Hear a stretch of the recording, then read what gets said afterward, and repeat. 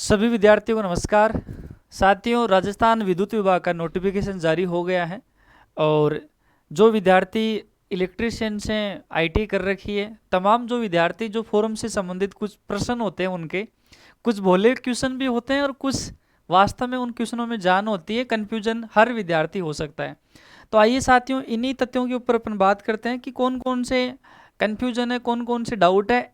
एक एक पॉइंट के ऊपर अपन बात करते हैं। सबसे पहले राजस्थान जो टेक्निकल हेल्पर है, विद्युत विभाग टेक्नीशियन जो थर्ड है, उसी को लेकर आयु की एज सीमा क्या होगी, वितरण में यदि फॉर्म भरेगा विद्यार्थी तो क्या होगी, और उत्पादन की अगर बात करेंगे तो कौन सा फार्म होगा। अगर अपन बात करें राजस्थान विद्युत उत्पादन में, तो न्यूनतम अधिकतम जो आयु है जनरल वाले के लिए 31 वर्ष है और वितरण वाले के लिए 30 वर्ष है। अब कब तो 18 वर्ष का होना चाहिए और कब 31 का होना चाहिए, 30 का होना चाहिए। फिर 5 वर्ष की छूट है तो उसकी गणना कैसे करेंगे। तो आइए साथियों, इसका जुगाड़ बताऊं मैं आपको अच्छी तरीके से। आयु की गणना, सबसे पहली बात तो आयु की न्यूनतम और अधिकतम आयु की गणना होगी वो 1 जनवरी 2026 के हिसाब से होगी। आज की तारीख में 18 वर्ष होना आवश्यक नहीं है, न्यूनतम आयु 18 वर्ष। अब 18 वर्ष आयु होनी चाहिए 1 जनवरी 2026 को। तो जो फ्रेशर बच्चे हैं, अगर उनका जन्म 1 जनवरी 2008 तक का है, यानी कि जिसका जन्म 1 जनवरी को हुआ है ना, वो भी फॉर्म लगा सकता है। इसके बाद का नहीं होना चाहिए, यानी कि इसके बाद का होगा, जैसे 2 जनवरी का भी होगा तो 18 से कम का होगा ना, इसके बाद का नहीं होना चाहिए। एक नंबर बात। और ये बात सभी कैटेगरियों की लागू हो जाएगी, इसके बाद नहीं होना चाहिए। अगर इसके बाद जन्म होगा तो वह विद्यार्थी 1 जनवरी 2026 को 18 वर्ष का नहीं हो पाएगा। ये सभी कैटेगरियों के लिए बात लागू हो गई, चाहे जनरल का हो, ईडब्ल्यूएस का हो, ओबीसी का हो, एससी एसटी का हो, क्योंकि न्यूनतम आयु तो 18 वर्ष चाहिए, चाहे उत्पादन की बात हो और चाहे वितरण की बात हो। अब रही बात अपन उत्पादन की, अगर उत्पादन का विद्यार्थी है, उसकी आयु है वो राजस्थान विद्युत उत्पादन निगम लिमिटेड, जनरल की एज कितनी वर्ष है, 31 वर्ष है। तो वो 31 वर्ष कैसे कैलकुलेट करें। तो भाई आपका जन्म है ना 1 जनवरी 1995 से पहले का नहीं होना चाहिए, 1 जनवरी 1995 से पहले का नहीं होना चाहिए, उसके बाद का हो सकता है। अगर 1 जनवरी 1995 से पहले होगा तो आप 31 वर्ष से क्या हो जाओगे, ज़्यादा हो जाओगे। अब यदि उत्पादन में आप फॉर्म लगाओगे, EWS, OBC, MBC, SC ST को 5 वर्ष की छूट मिल जाएगी, तो अपन कह सकते हैं कि उन विद्यार्थियों का जो जन्म है 1 जनवरी 1990 से पहले का नहीं होना चाहिए, 1 जनवरी 1990 के बाद का ही होना चाहिए जन्म, तो वो उत्पादन में लगा सकते हैं। पॉइंट क्लियर हो गया। नेक्स्ट अपन बात करते हैं वितरण की। वितरण में आपका चाहे तो एवीवीएनएल की बात कर लें अपन लोग, चाहे अपन जेवीवीएनएल की बात कर लें, चाहे अपन जेडीवीवीएनएल की अपन बात कर लें। जनरल वाले विद्यार्थी 30 वर्ष का होना चाहिए। अब उसका जन्म 1 जनवरी 1996 से पहले का नहीं होना चाहिए, उसके बाद का होना चाहिए। जनरल का विद्यार्थी वो वितरण में लगाएगा क्योंकि ज़्यादा पोस्ट इसी में है, तो उसका जन्म 1 जनवरी 1996 के बाद का होना चाहिए।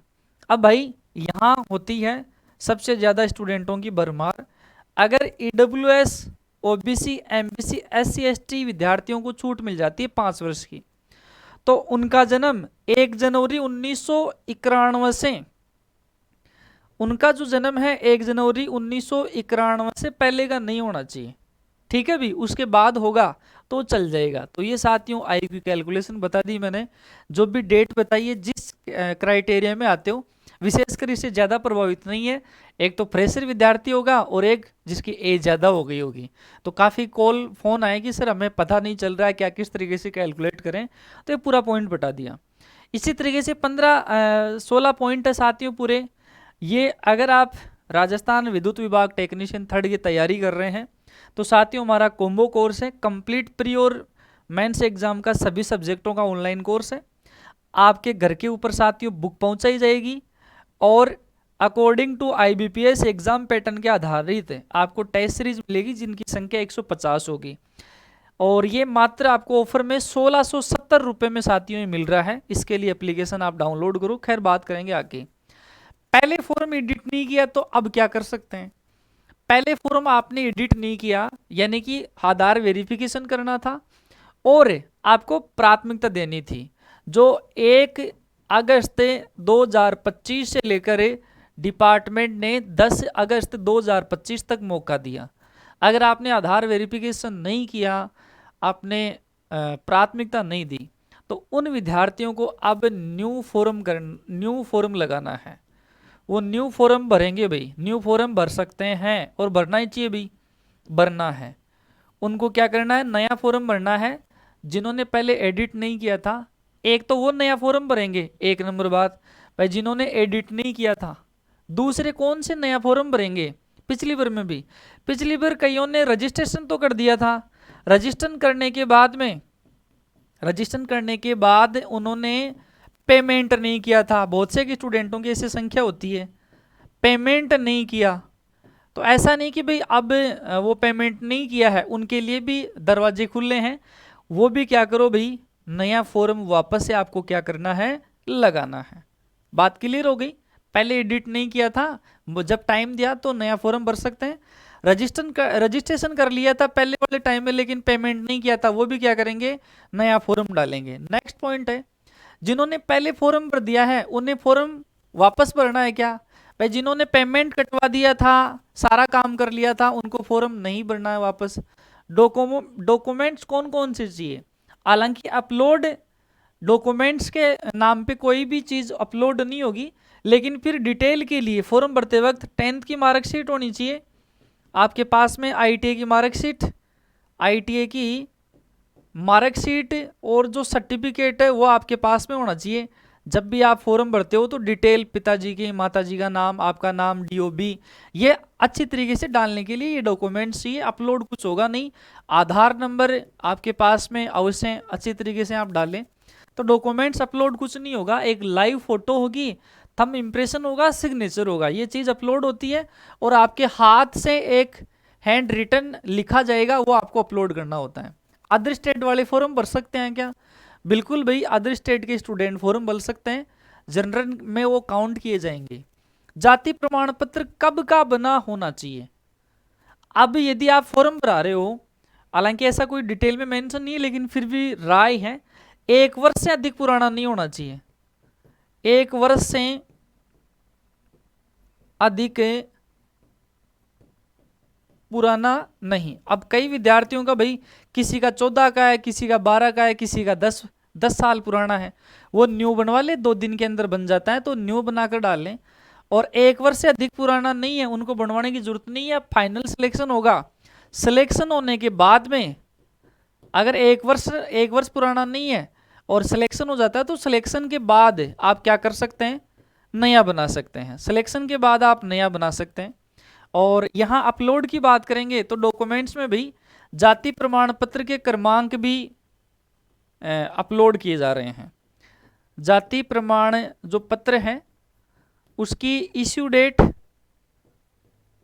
ठीक है भी, इश्यू डेट और जो क्रमांक है उनकी डिटेल आपसे पूछी जा रही है। ये चीज़ आपको दिमाग में रखनी है। नेक्स्ट, ये हो ही गया। क्या IT अपीयरिंग वाले फॉर्म भर सकते हैं क्या। सबसे पहली बात तो अभी अपीयरिंग वाले जो विद्यार्थी हैं उनका जो सेशन होगा वो अगस्त 2026 में होगा। अब उससे पहले तो ये भर्ती कंप्लीट हो जाएगी, जाहिर सी बात है। तो यहाँ कहा गया है कि candidate must be to qualification secondary RBSc CBSE और any other equivalent board along with NCVT SCVT national apprenticeship certificate equivalent qualification of the trade mention against name company hereunder on the date fix documents verification. यानी कि DV के time में आपको complete चाहिए, DV के time में आपको क्या चाहिए भी, मार्कशीट चाहिए। तो जो विद्यार्थी अभी सेकेंडरी में जस्ट हुए हैं वो फॉर्म तो लगा सकते हैं अपने हिसाब से, लेकिन मुझे नहीं लगता कि वो फाइनल सिलेक्शन होगा, इतना लंबा टाइम चलेगा। किस विद्यार्थी के लिए लाइन है, जैसे इस बार रिजल्ट आया और उनके कईयों के पेपर बैक रह गया या डिपार्टमेंट की गलती से वो फेल हो गए, तो वो विद्यार्थी क्या कर सकते हैं, फॉर्म अप्लाई कर सकते हैं, क्योंकि बैक वालों की एग्जाम वो तो पहले हो जाती है और इतने टाइम में आपका रिजल्ट आ जाएगा और यदि इधर नौकरी लगती है तो आपका काम हो सकता है। क्या पॉलिटेक्निक डिप्लोमा वाले ये फॉर्म भर सकते हैं, नहीं भाई, हायर एजुकेशन क्वालिफिकेशन यहाँ अलाउ नहीं मानी जाती है। आपके पास में यदि ITI है और प्लस आपके पास में डिप्लोमा है, पॉलिटेक्निक है, डिप्लोमा है, तब तो आप क्या कर सकते हो, फॉर्म भर सकते हो, बिल्कुल भर सकते हो। लेकिन अकेला आपके पास में पॉलिटेक्निक डिप्लोमा है, आपने आईटी नहीं कर रखी है, तब आप फॉर्म नहीं लगा सकते हो। आईटी प्लस पॉलिटेक्निक होने पर लगा सकते हैं। क्या अलग अलग डिस्कॉम से 2 फॉर्म भर सकते हैं क्या? अलग अलग डिस्कॉम से 2 फॉर्म आप नहीं भर सकते। 2 फॉर्म कौन भर सकता है? जैसे मान लीजिए ए नाम का स्टूडेंट है और इसने यदि 2 ट्रेड में आईटीआई कर रखी है, 2 ट्रेड में आईटीआई कर रखी है, ऐसे कई विद्यार्थी हैं जिन्होंने मान लीजिए फिटर से भी आईटीआई कर रखी है, तो फिटर वाला 30 पोस्ट के लिए फॉर्म भर सकता है, और उसने इलेक्ट्रिशियन से आईटीआई कर रखी है, ये विद्यार्थी 2 फॉर्म भर सकता है। ये विद्यार्थी 2 फॉर्म भर सकता है, लेकिन अजमेर से मैं अलग भर दूँ, जोधपुर से अलग भर दूँ, नहीं, क्योंकि एक विद्यार्थी के लिए वो सारे डिस्कॉम माने जाएंगे, क्योंकि वो प्राथमिकता दे रहा है। एग्जाम कब होगी, ये अच्छा पॉइंट है, वेरी वेरी इंपॉर्टेंट। तो भाई कहते हैं कि आईबीपीएस कंपनी शुद्ध रूप से बैंकिंग क्षेत्र में लंबे समय से काम कर रही है अपने भारत देश में, इसकी विश्वसनीयता पे कोई सवाल नहीं है विशेष, और ये फास्ट काम करवाती है। लेकिन कितना भी फास्ट करवाए मेरे दोस्त, सितंबर चल रहा है, अक्टूबर का महीना है, अपने फेस्टिवल है, दीपावली वगैरह, आपको पता है 7-7 दिन के कंटिन्यू हॉलीडेज वगैरह चलते हैं, तो नवंबर महीने में आप एग्ज़ाम इनका मानकर चलें, और करीब 1.5 लाख बच्चों की फॉर्म भरने की अनुमान है। और प्री जो एग्ज़ाम होगा वो क्वालिफाई नेचर का होगा, उसमें नेगेटिव मार्किंग नहीं होगी, और आपको शिफ्ट देखने के लिए मिलेगी। तो नवंबर में हो जाएगा, फिर नवंबर में एग्ज़ाम होगा, इसका रिजल्ट आएगा, रिजल्ट आने के बाद में मेन एग्ज़ाम के लिए हल्का फुल्का थोड़ा महीने का भर का 30 दिन का 25 दिन का टाइम दिया जाएगा, एडमिट कार्ड आएंगे।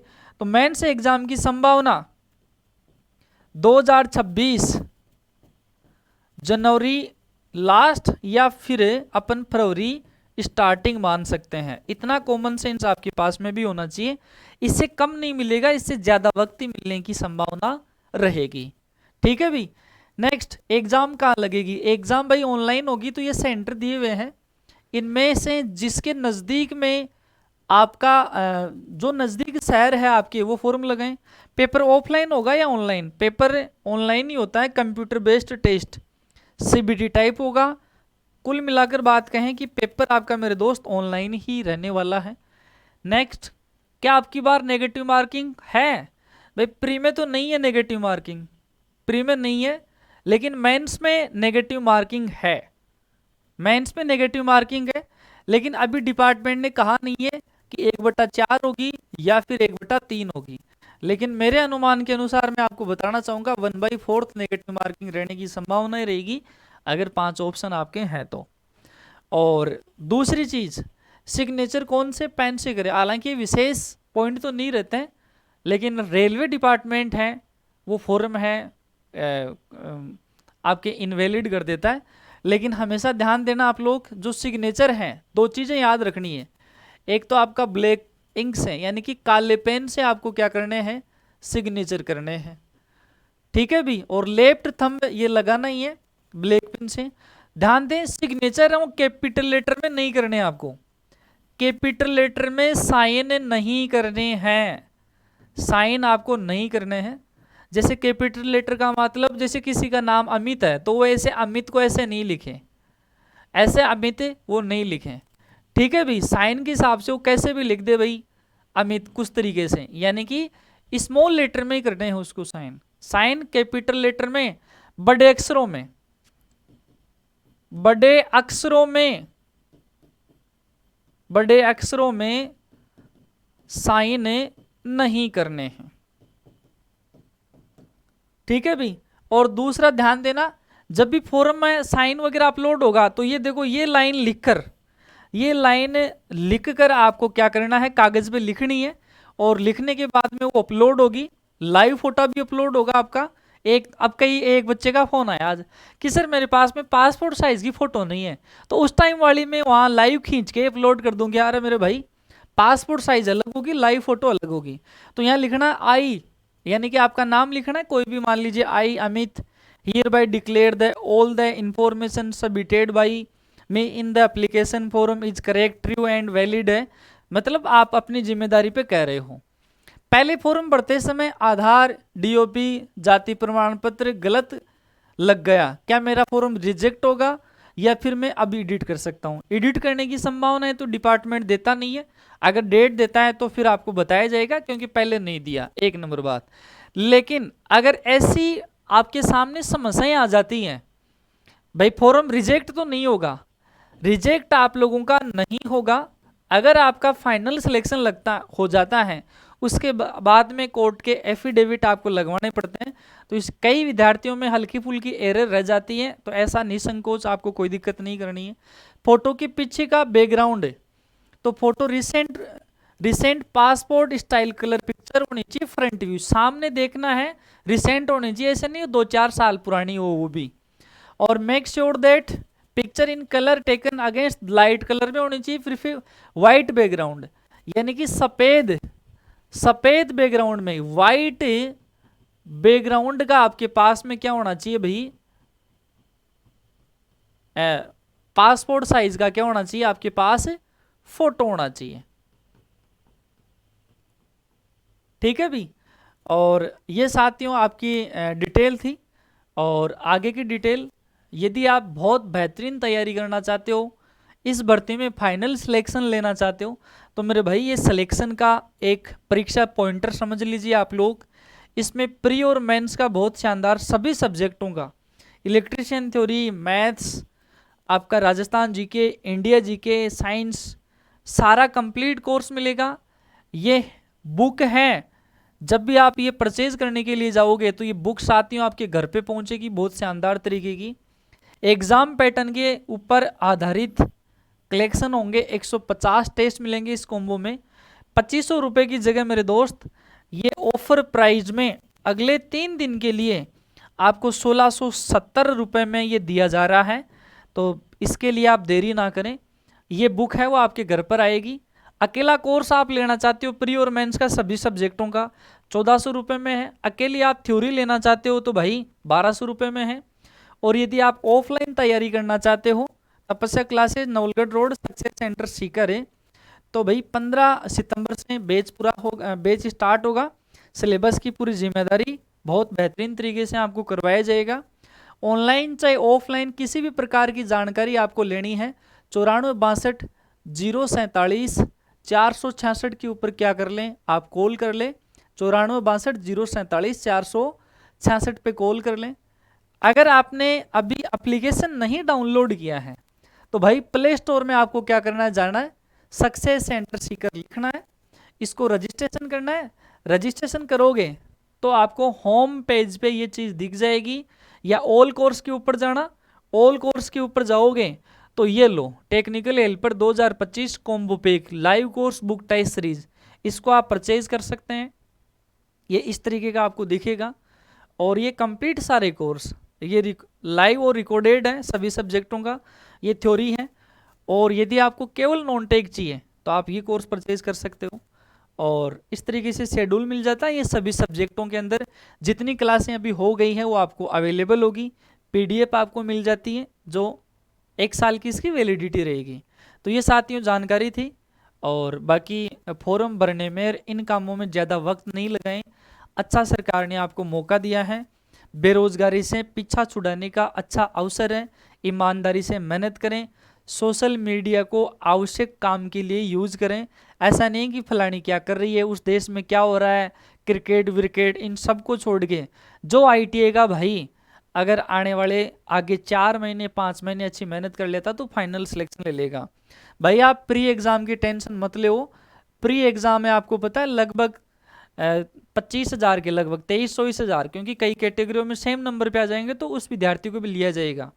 मेंस एग्जाम में करीब आपके वैसे देखा जाए टोटल अगर 10 गुना तो 21,630 लोग होते हैं। तो भाई कॉमन सेंस वाले जो बच्चे हैं, पढ़ने की अपनी मर्यादा रखते हैं, थोड़ा बहुत नॉलेज रखते हैं, तो प्री में तो चले जाएंगे। आप तैयारी आपको किसके हिसाब से करनी है, मेंस एग्जाम के हिसाब से। तो कई विद्यार्थियों को ये डाउट होता है कि सिलेबस होगा या नहीं होगा। अरे भाई बढ़िया तरीके से होगा, आप क्यों टेंशन कर रहे हो, आप लग सकते हो, तैयारी कर सकते हो, अच्छा मौका आपके पास में है। यही जानकारी इस वीडियो के माध्यम से आपको देनी थी। सभी विद्यार्थियों को बहुत बहुत धन्यवाद।